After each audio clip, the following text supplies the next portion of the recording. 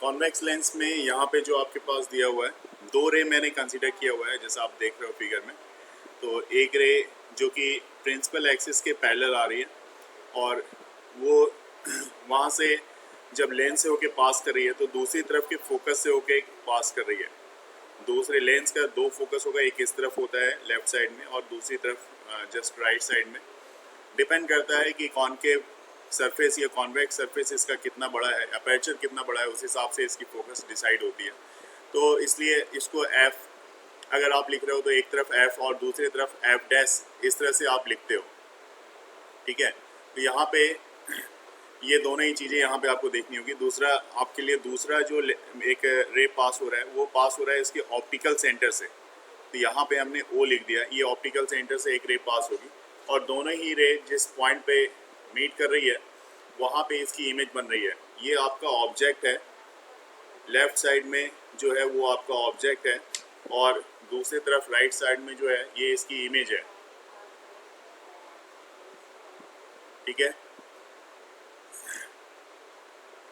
ये इसकी इमेज बनी हुई है और ये ऑब्जेक्ट है।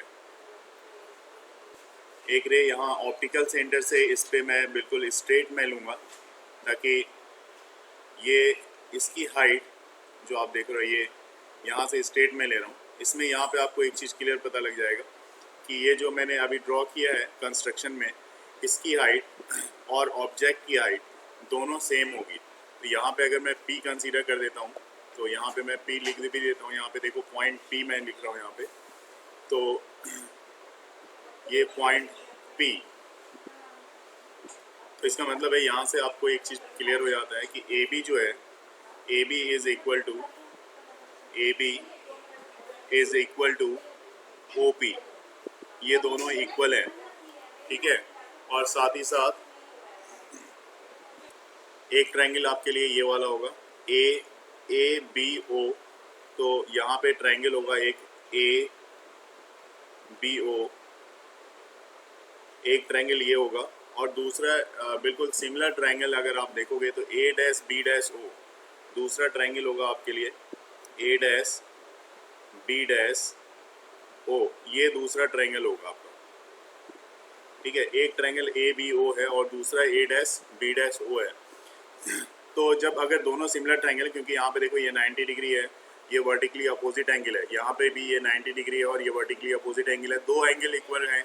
तो यहाँ पे क्या हो रहा है कि यहाँ पे आपके पास ये वाली एंगल जो है ABO और ये वाली एंगल जो है A', B', O, ये दोनों ही सिमिलर ट्रायंगल होंगे और सिमिलर होंगे तो साइड की रेशियो जो है वो क्या होगी, वो इक्वल होगी। तो साइड की रेशियो देख लेते हैं यहाँ पे कौन कौन सी साइड है, उसकी रेशियो क्या है।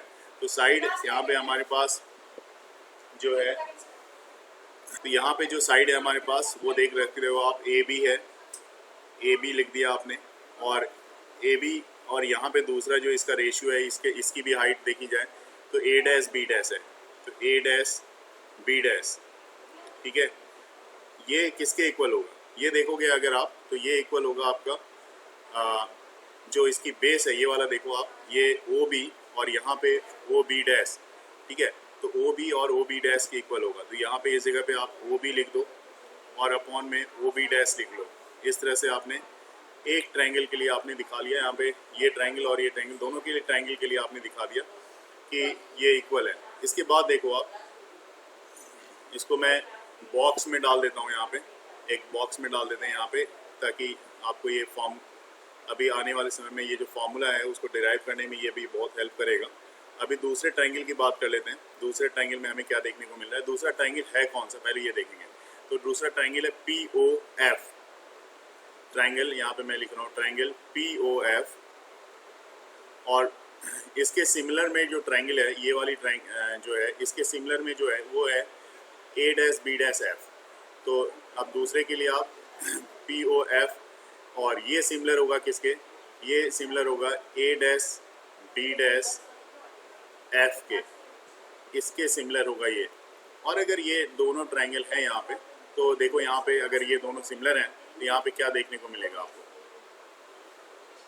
कि इस ट्रायंगल की रेशियो मतलब OP है ना, यहाँ पे आप देखो OP जो है और upon A', B', A dash B dash, ये किसके इक्वल होगा? ये इक्वल होगा ट्रायंगल, कौन सा ट्रायंगल, इसके साइड ये वाला जो है ओ एफ अपॉन में बी डैश एफ, इसके इक्वल होगा। बस अब ये दो ट्रायंगल आपने देख लिया यहाँ पे। अब इसको आप यहाँ पे, इसको भी बॉक्स में मैं डाल देता हूँ, उसके बाद डिस्कस करेंगे इस पर। तो ये मैंने इसको भी बॉक्स में डाल दिया आपके लिए। अब दो इक्वेशन है हमारे पास, एक इक्वेशन नंबर 1 ये है, इक्वेशन नंबर 1, और ये इक्वेशन नंबर 2 है, ठीक है। लेकिन एक में एक जो सिमिलरिटी है यहाँ पे LHS में, आप देखोगे जो OP है, जैसे कि मैंने यहाँ पे ऊपर में ही लिखा था, OP किसके इक्वल है? देखो यहाँ पे लिखा था मैंने, OP किसके इक्वल है? OP AB के इक्वल है। तो OP की जगह पे मैं AB लिख सकता हूँ ना, यहाँ पे OP जो लिखा हुआ है इसकी जगह पे AB लिख सकता हूँ ना।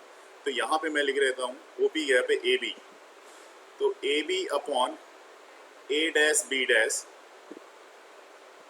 ये किसके इक्वल होगा? ये हो जाएगा equal OF upon B dash F के इक्वल, ठीक है। ये इसके इक्वल हो जाएगा। और जब ये इसके इक्वल हो गया तो यहाँ पे सिंपल सी बात है कि LHS जो है इसका, दोनों ही LHS, ये LHS और ये LHS इसका इक्वल हो गया।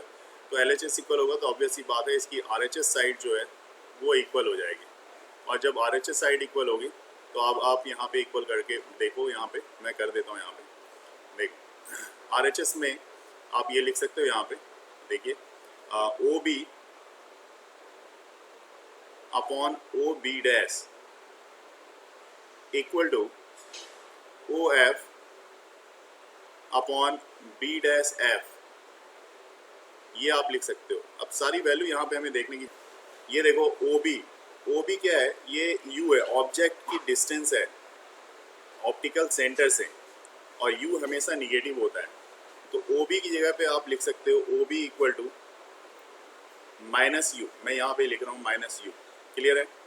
साथ ही साथ OF O से लेके F तक की डिस्टेंस है, जो कि फोकल लेंथ को रिप्रेजेंट करता है। राइट साइड में तो पॉजिटिव होगा, लेफ्ट साइड में सब निगेटिव होगा, और राइट साइड में जो होगा वो सब पॉजिटिव होगा। मैंने बताया भी था, ओरिजिन की तरह देखो आप, है ना, ऑप्टिकल सेंटर को ओरिजिन की तरह देखो। उसके बाद अब आप देखो यहाँ पे OB डैश, ये इमेज की डिस्टेंस है। अगर यहाँ से देखी जाए तो ये इमेज की डिस्टेंस है जो कि V होगा, और यहाँ पे ये V जो है ये पॉजिटिव होगा।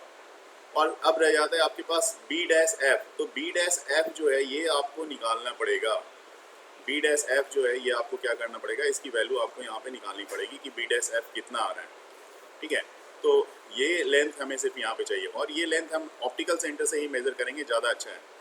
तो चलिए, उससे पहले कि मैं बाकी चीज़ों के बारे में लिख दूँ कि OB dash equal to V जो कि पॉजिटिव है, और साथ ही साथ OF जो कि पॉजिटिव है फोकल लेंथ का, वो F लिख दिया आपने। और साथ ही साथ अब यहाँ पे आप देखो FB डैश को कैसे निकालोगे? FB डैश ये आपका निकल जाएगा, OB डैश में OF को माइनस कर दो, OB डैश में OF माइनस कर लो, OF आप माइनस कर लो, OB डैश आपका V है, तो मतलब V माइनस F ये रह गया। अब सब की वैल्यू को आपको सिर्फ प्लेस करनी है। यहाँ पे आप देखो, यहाँ पे प्लेस करोगे, जो भी चीज़ें आपके पास वैल्यू दी हुई है उसको रख दो यहाँ पे, आपके पास रिजल्ट होगा OB equal to minus U upon V equal to F upon V minus F, right.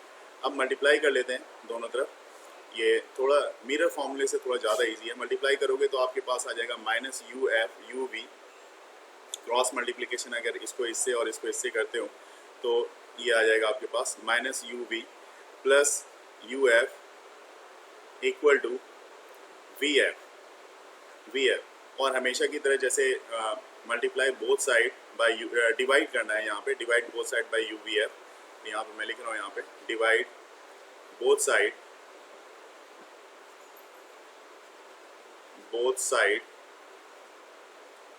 Bye UV into F। इससे अगर आप डिवाइड करोगे, देखो यहाँ पे क्या मिलेगा आपके पास। यहाँ पे अगर आपको देखोगे, इसको डिवाइड करोगे इस पोर्शन को, तो ये -1/F मिल जाएगा, तो इक्वल टू यहाँ पे मिल जाएगा माइनस ये 1/U, इक्वल नहीं आएगा अभी देखो यहाँ पे प्लस में, तो प्लस इसको यू वी एफ से डिवाइड करोगे तो 1/v मिलेगा आपको, इक्वल टू इस वाले पोर्शन को डिवाइड करोगे तो 1/u मिलेगा। तो 1/f इक्वल टू, देयरफॉर यहाँ पे आपके पास रिजल्ट जो आएगा 1/f, this one is equal to 1/v minus 1/u, ये आपके पास रिजल्ट आएगा कॉन्वेक्स लेंस के लिए। और कॉन्वेक्स लेंस हो या कॉन्केव लेंस हो, लेंस के लिए रिजल्ट हमेशा 1/f equal to 1/v minus 1/u ही आएगा।